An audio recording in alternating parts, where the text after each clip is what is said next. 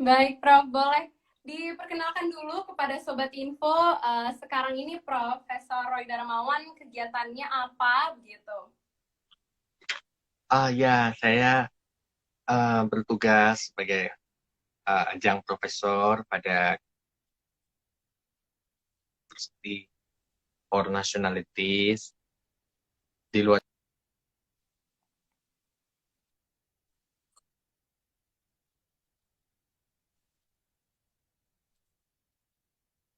Center for Strategic Entrepreneurial Leadership Universitas Indonesia. Ya, beberapa kegiatan Baik. sebagai pembicara di bidang motivasi, leadership, dan entrepreneurship untuk pelatihan-pelatihan korporasi ataupun seminar. Kira-kira aktivitas utama itu selain mengajar di kampus. Oke, baik.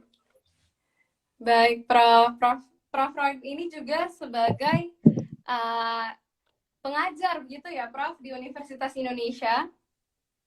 Ya, sebagai pengajar dosen di Universitas Indonesia.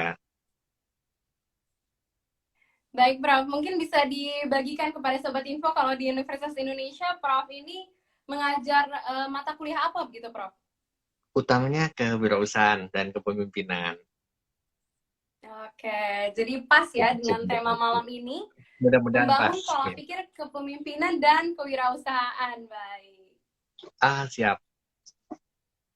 Oke, oke. Mungkin ini di sini Sobat Info sudah nggak sabar, jadi kita akan langsung masuk ke topik intinya begitu ya, Prof ya? Baik, Mbak Hana. Ini kalau dari yang saya lihat ini Prof kan sering membahas tentang entrepreneurial mindset.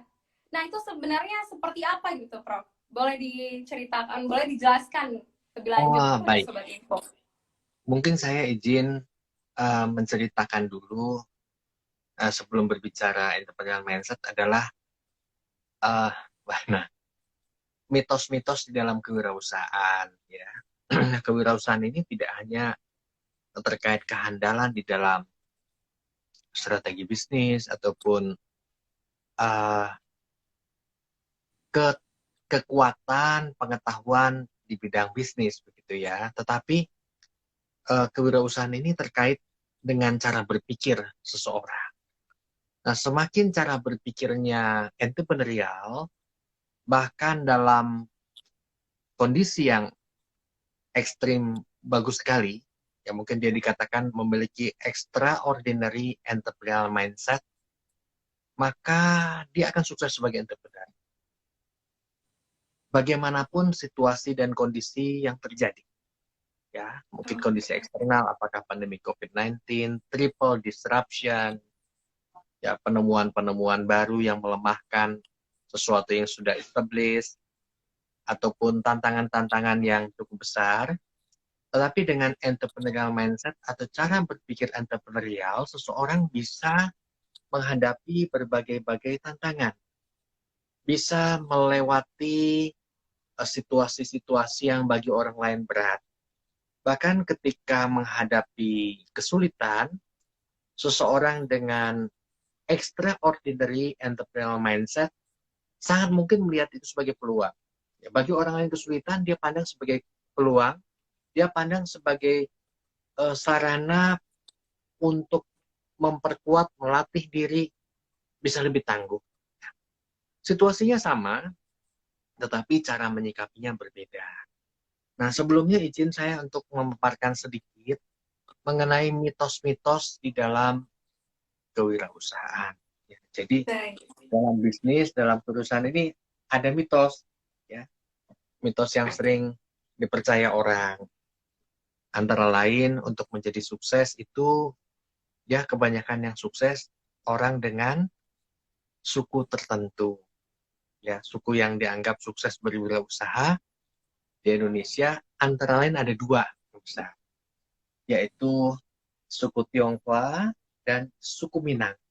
Nah, Ya, itu dianggap pandai berwirausaha. Ini adalah mitos pertama. Mitos lain adalah uh, seorang wirausahawan itu perlu mencapai sukses ketika dia punya tahap pendidikan tertentu. Saya kan cuma S1, sedangkan eh, saat ini orang-orang banyak S3 misalnya. Maka saya kalah sukses lah. Itu juga mitos. Mitos lain terkait dengan gender, yaitu gender tertentu dianggap bisa lebih sukses sebagai wirausahawan. Saya kan ibu-ibu, saya kan ibu rumah tangga. Maka bagaimana saya bisa sukses sebagai wirausahawan? Itu juga mitos.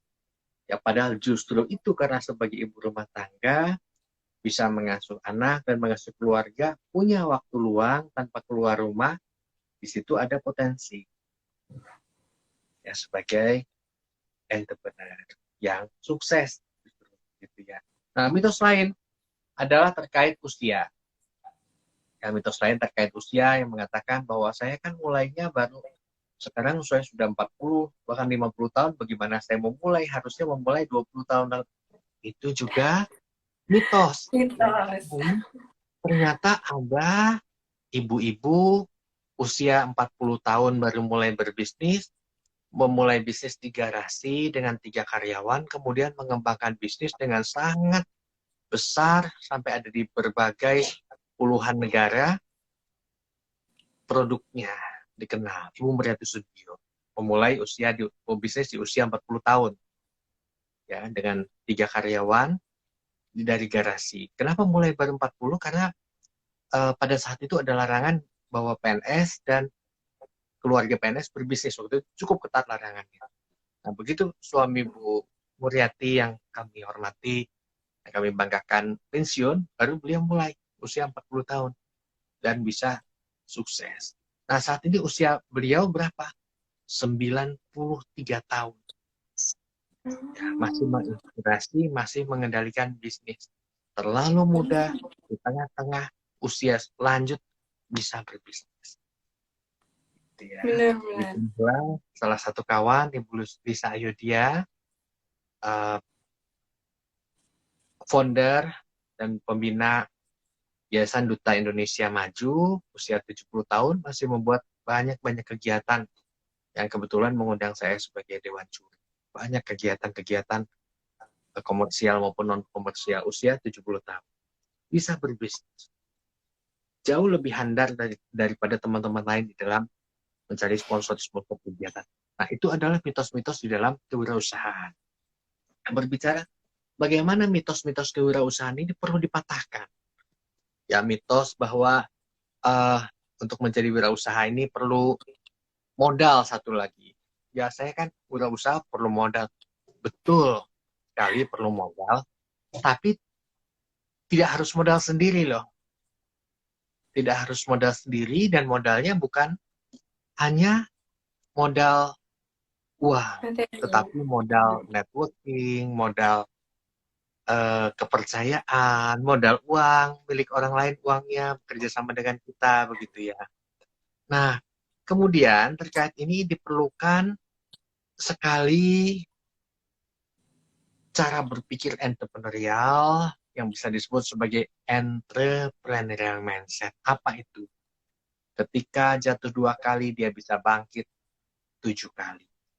Jatuh lagi, bangkit lagi, jatuh lagi, bangkit lagi, belajar dari kejatuhannya, bagaimana dia tegar dan bisa bangkit jauh lebih besar daripada kegagalan yang dialami. Ini mindset pertama. Oke. Mindset kedua, Mindset pertama.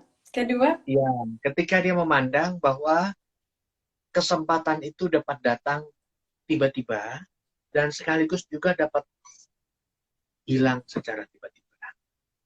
Kesempatan dapat datang tiba-tiba dan dapat hilang secara tiba-tiba. Ya, maka diperlukan kesiapan untuk bisa meraih, merebut, dan memanfaatkan kesempatan. Ya. Ini mindset yang kedua. Kemudian mindset lain adalah selalu kreatif, inovatif, unstoppable. Dia berpikir unthinkable, berpikir di luar kotak, dan keberanian untuk mengambil risiko diperhitungkan.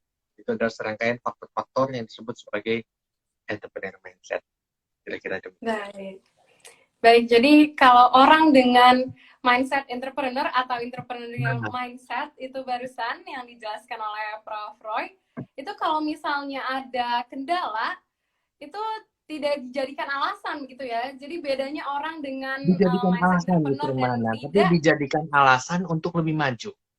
Nah, Dijadikan betul. alasan untuk melatih mental keluar dari situasi krisis begitu ya. Jadi alasan untuk yang sebaliknya dari yang jelek. Ya. Ada Oke. seorang dia bertahun-tahun kontrak rumah gitu ya. Suatu saat pemiliknya berganti, diusirlah dia gitu ya. Daripada dia berpikir mau ngajak ribut yang ngusir dia berpikir ini tantangan saya, buktikan saya untuk segera memiliki rumah dan terwujud. Ya, itu salah satu bentuk entrepreneur mindset. Nah, ketika pamitan, dia tidak kasih hadiah yang mahal-mahal, yang bagus-bagus, terima kasih. Karena kamu mengusir saya dalam tanda kutip ya, maka saya terpacu untuk dapat rumah, saya nabung dengan cepat. Ini rumah yang besar yang saya miliki karena kamu mengusir saya. Terima kasih. Itulah, wow, sampai terima kasih. Itu cara berpikir entrepreneurial. Ini salah satu contoh. Nah, contoh lain, izin saya beri contoh. Ya, di Bandung, ini case nyata, Boleh, Prof. pemuda, satu mahasiswa itu cari tempat kos. Nah, dia cari tempat kos, kemudian dia datang ke satu tempat kos yang dia suka. Kemudian dia tanya pada pemilik kosnya, selamat siang, Assalamualaikum Pak pemilik kos. Bapak pemilik, iya. Pak, saya ingin tanya di sini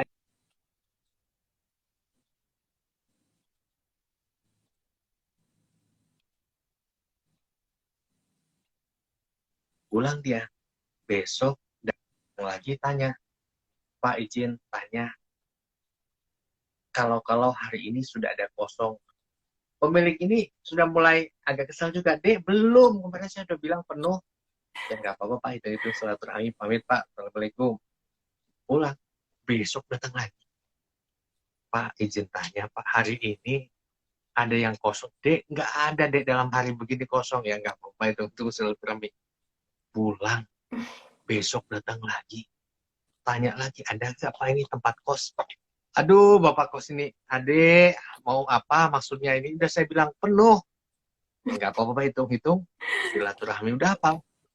Besok datang lagi. Pak, ada nggak misalnya gudang, begitu kita beresin barangnya dikeluarkan, saya taruh kasur.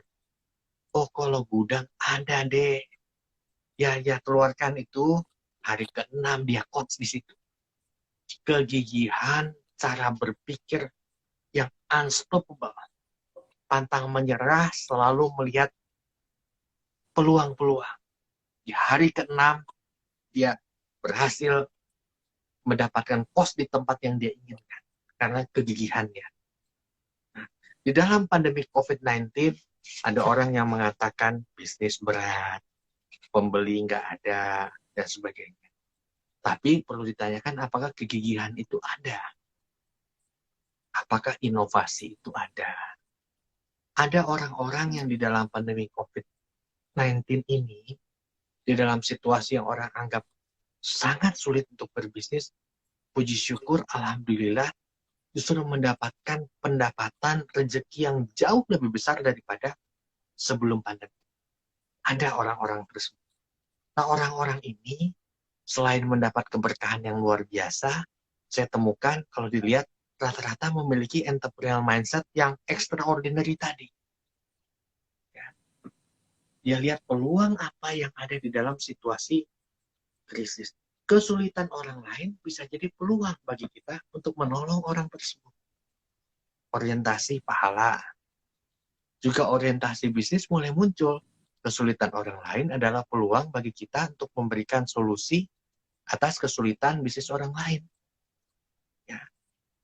Itu ada saja orang-orang yang di tengah pandemi COVID-19 ini justru bertambah pendapatannya, bertambah kekayaannya dengan cara-cara yang berkah.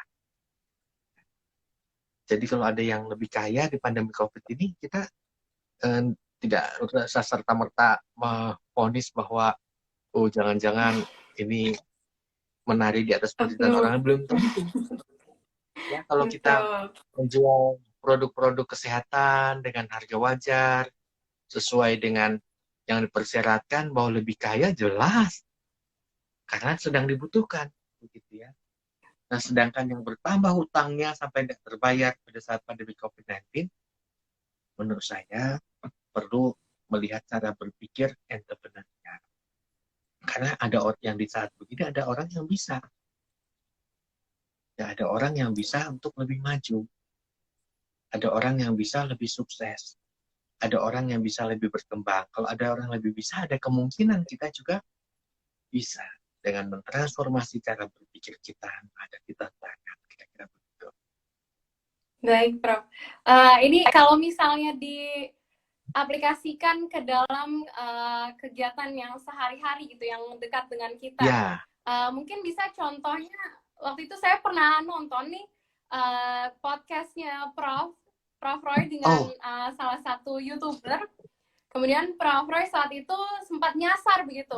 Kemudian saat dibilang nyasar, tapi Prof malah balik mengatakan bahwa ya itu namanya mencari jalan baru begitu. Nah itu juga salah satu entrepreneurial mindset gitu ya Prof ya.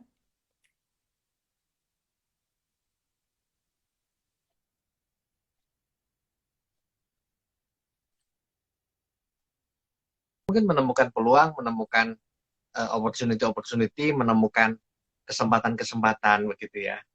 Ini yang mungkin saya mengajak untuk kita semua bisa memilikinya. Termasuk bagi orang yang menemukan orang-orang yang salah di dalam hidupnya gitu ya. Mantan begitu. Mungkin ada opportunity.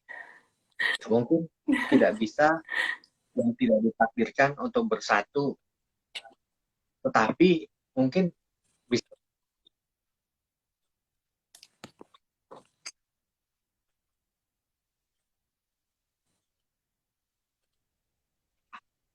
saling mensupport, walaupun tidak bersatu sebagai dalam rumah tangga, tetapi bisa ditakdirkan bersatu dalam sebagai mitra bisnis mungkin begitu ya, karena sudah ada kepercayaan, sudah ada chemistry bahwa dia jujur walaupun dia nggak jadi pacar atau suami atau istri, gitu ya. tapi ada tidak berpisah di ini itu soal takdir, tapi bahwa secara bisnis kemudian bisa menjadi mitra, ada kenalan saya ya yang betul-betul saya ngajar training, saya lihat kok ini agak akrab gitu, ternyata mantan, bukan mantan pacaran, mantan suami istri, dia diputus, ada training, dia bantu maju ya. Ini sebagai contoh bagaimana memaknai, maaf saya pakai bahasa mungkin yang lebih bisa mudah diterima oleh generasi milenial gitu ya. Jadi apapun situasi yang menantang, ketika kita memaknai juga dengan cara berpikir positif. Negative thinking is wasting energy, but positive thinking is mobilizing energy. Saya ulangi ya. Negative thinking is wasting energy, but positive thinking is mobilizing energy. Ya. Nah, cara berpikir positif ini bagian dari entrepreneurial mindset. Selalu berpikir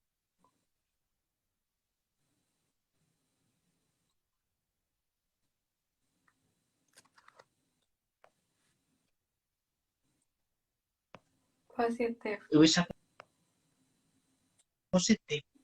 Alhamdulillah saya rugi.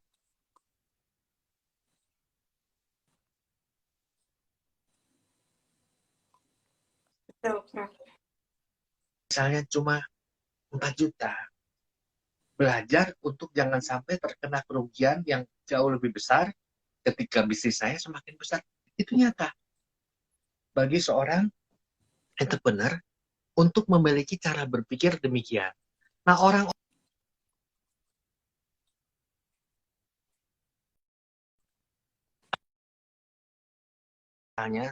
ya rugi 100.000 aja gitu ya. Kayaknya sampai hebohnya sudah nggak ketulungan. Kayaknya hampir kiamat gitu. Padahal ada proses pembelajaran. Ada proses membangun networking dan sebagainya yang didapat dari situasi yang tidak diharapkan. Kira-kira. Baik. Terakhir melatih mental. Baik, Prof. Kira-kira. Baik, Mbak. Oke, baik. Terima kasih, Prof. Ini ada pertanyaan. Apa pendapat Prof Baik. tentang pendapat yang mengatakan era penuh disrupsi ini bisa diatasi dengan kolaborasi? Bagus sekali. Terima kasih pertanyaan dari Bang Sintong ya. Saya sependapat ya. Kolaborasi sinergis, strategis, kemudian kolaborasi hati penting. Maksudnya kolaborasi hati begitu. Bisnis ini perlu values. Ya, kalau hanya bersifat untung rugi saja bisa, tetapi bisnis itu ya hanya sampai di situ. Tetapi ketika ada values, ya values, ada pengusaha yang mendonasikan secara tetap. Ada yang donasi 2,5% sebagai zakat, atau ada juga yang sampai 10% untuk dia berikan bagi pengabdian pada apa yang menolong orang gitu ya. Ada yang formal, ada yang informal, tapi sediakan. Ya. Maka dia di dalam doa, di dalam ikhtiar, berdoa supaya usaha semakin maju, saya akan berikan banyak pada orang lain. Itu ada values. Ketika ada values, pada saat terjadi krisis, situasi yang berat, mereka punya soul yang jauh lebih kuat untuk menghadapi krisis. Ya. Dan kita mungkin ada spiritual entrepreneur.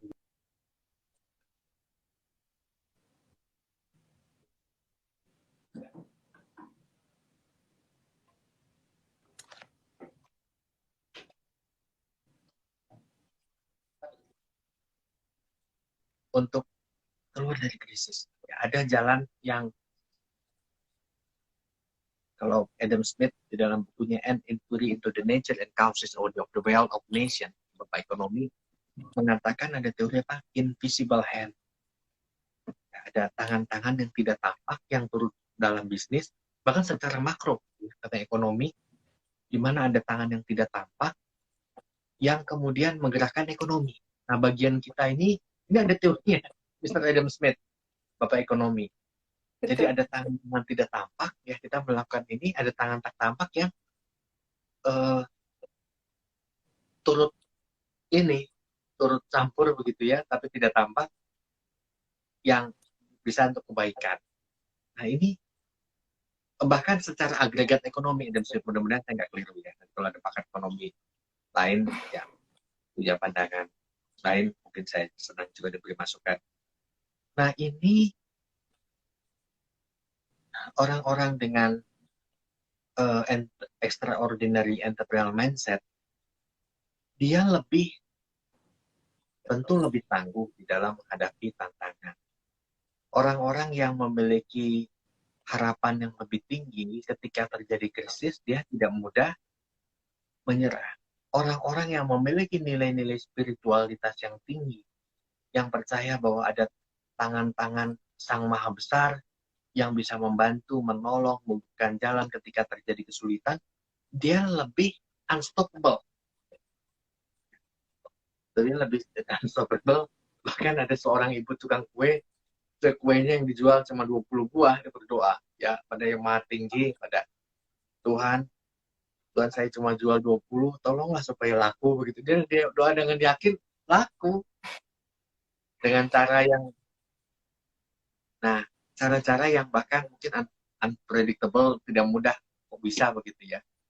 Nah, ini idealnya bahwa kita masyarakat Indonesia yang rata-rata memiliki kadar spiritualitas yang cukup tinggi, idealnya bisa menjadi wirausahawan yang lebih berhasil daripada wirausahawan di negara-negara yang lebih sekuler, yang lebih lebih memandang bahwa segala hal ya ditentukan dia, Kalau ada kita rencanakan dengan baik, maka maju. Gitu ya. Nah, kita ada faktor itu, apa? Kita tidak menyerahkan keberhasilan itu pada takdir semata tanpa kita berusaha. Itu juga terlalu naif gitu ya.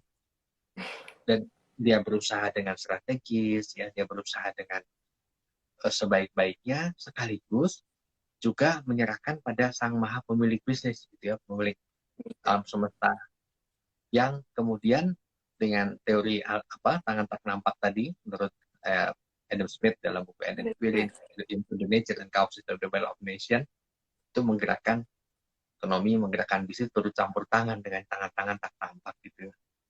Nah, ini menurut perspektif saya akan memberikan keluasan cakrawala harapan bisnisnya. Nah, itu faktor-faktor psikologikal memegang peranan yang paling besar di dalam bisnisnya. Ada faktor lain, faktor pemahaman akan karakteristik lingkungan bisnis, ini penting. Kemudian faktor penguasaan manajerial, dan kemudian skill di bidang yang dikuasai, skill pada bidang yang dikuasai.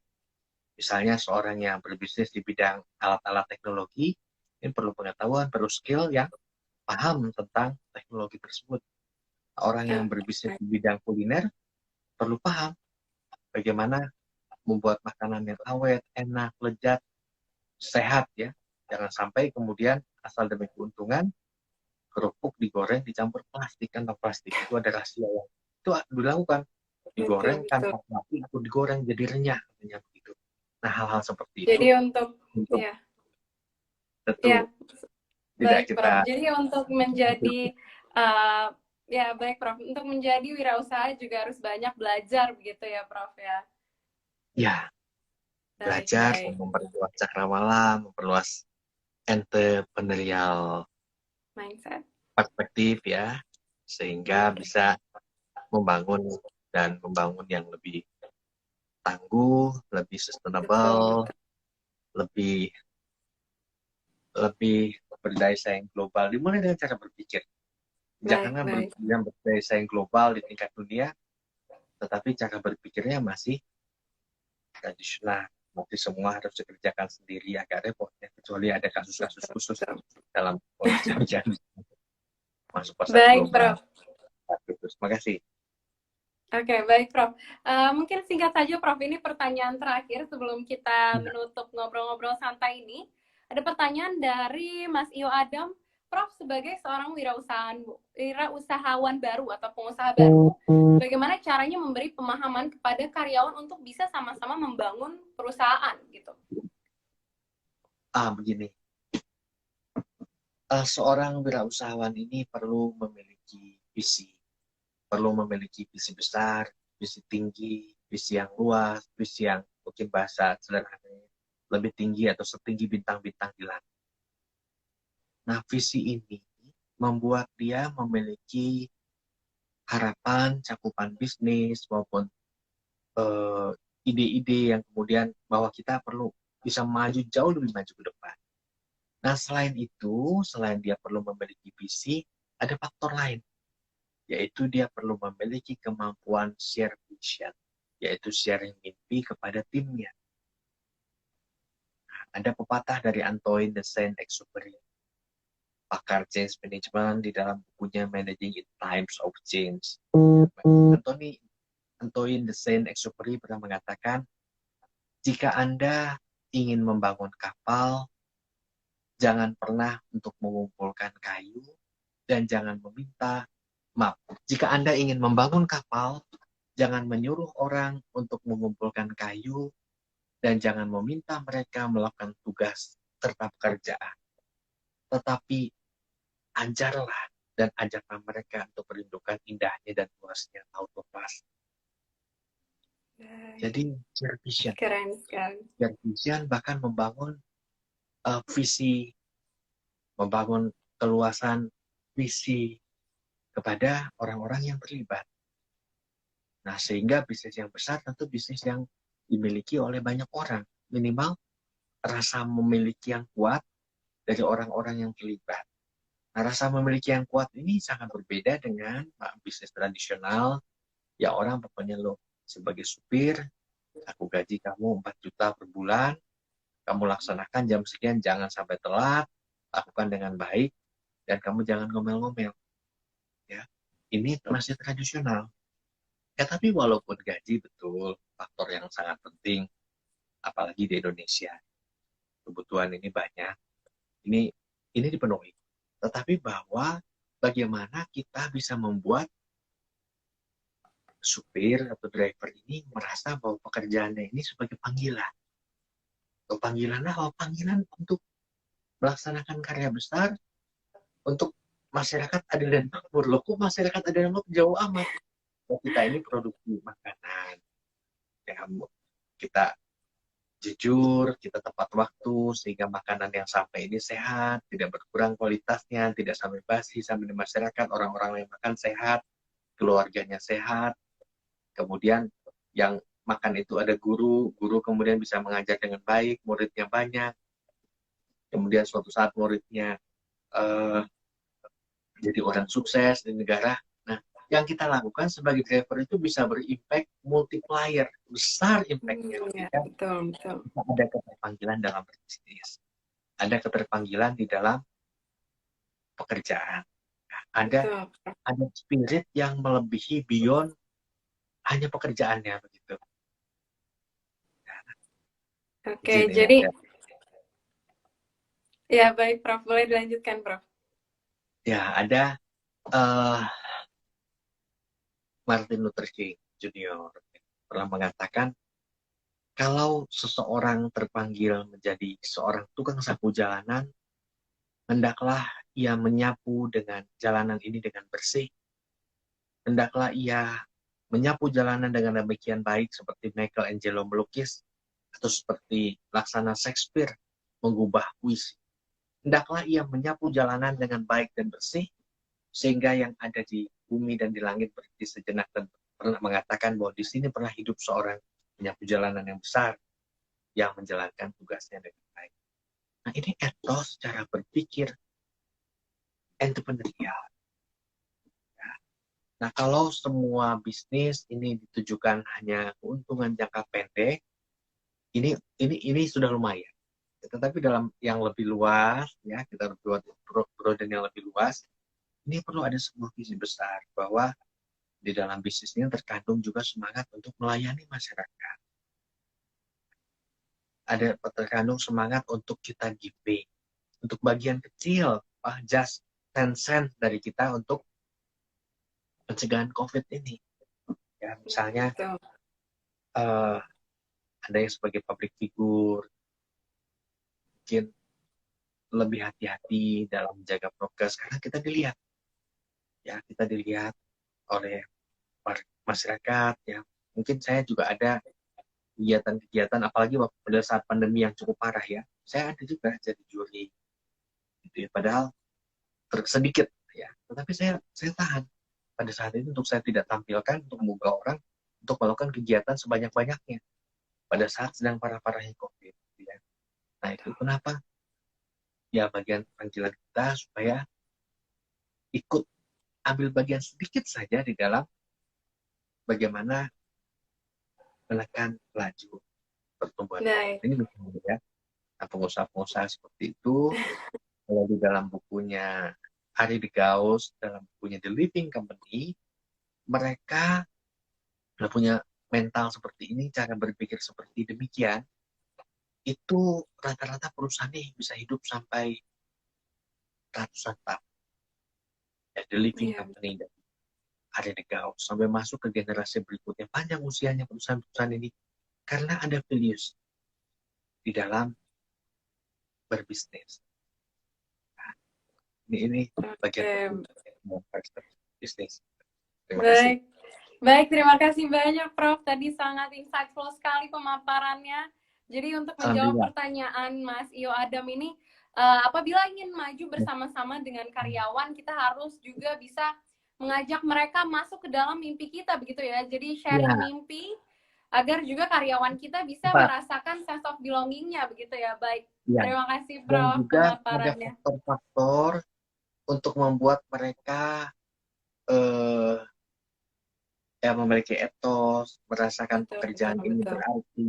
Ya. Ini ada berbagai Baik, penelitian membuktikan bahwa dengan bisa orang-orang ini merasakan bahwa pekerjaannya bermakna, bahwa dia di sana bisa beraktualisasi diri dengan betul, baik, pekerjaan ini sebagai ibadah yang besar kepadanya, gitu ya. Itu membuat dia tahan untuk bekerja. betul, betul. Kadar absensi berkurang. Baik, Kemudian faktor-faktor kesulitan itu banyak bisa ditangani ya karena ada tujuan yang besar. Jadi ketika kita punya tujuan yang besar juga ya dalam tujuan bisnis ini apa? Ketika ada kesulitan, semakin kuat kita ada tujuan ya. Semakin kita kuat betul. memiliki tujuan, nah sandungan kecil ini mudah dilewati. Tapi kalau kita nggak punya tujuan, ketika ada hambatan sedikit itu mudah untuk berhenti. Jadi bikin lagi tujuan dan tujuan ini jangan Betul. terlalu kecil gitu. Baik, baik. Dan Baik, cakrawala terima kita kasih impian kita banyak. jangan kecil. Ya, Baik, baik. sama-sama. Terima kasih banyak, Prof. Jadi mungkin bisa saya rangkum sedikit. Jadi untuk pemaparan dari Prof. Roy selama 30 menit ke belakang barusan adalah untuk kita bisa selalu melihat peluang di berbagai situasi begitu ya. Jadi itu yang dinamakan entrepreneurial mindset Ya, gitu. itu Jadi bagian jangan banyak entrepreneur mindset. alasan ya. Jadi ya baik kita harus gigih begitu ya. Baik, terima kasih banyak Prof. Roy atas Sama-sama pemaparannya, Mbak atas Ana. sharingnya, Teman-teman, ngobrol-ngobrolnya terima dengan kasih. tim Info Indonesia, dengan Sobat Info juga. Mohon maaf mengganggu waktunya, Prof. Terima kasih banyak. Sama-sama, terima kasih banyak. Baik, Alhamdulillah terima kita kasih bisa banyak bisa juga. masuk dan sharing Baik, mimpi. terima kasih juga untuk Sobat Info yang sudah menonton. Baik, terima Teman-teman kasih Sobat Info, banyak. terima kasih. Selamat malam, Prof. Selamat malam, teman-teman. Selamat Assalamualaikum. malam. Terima kasih, Prof. Terima kasih.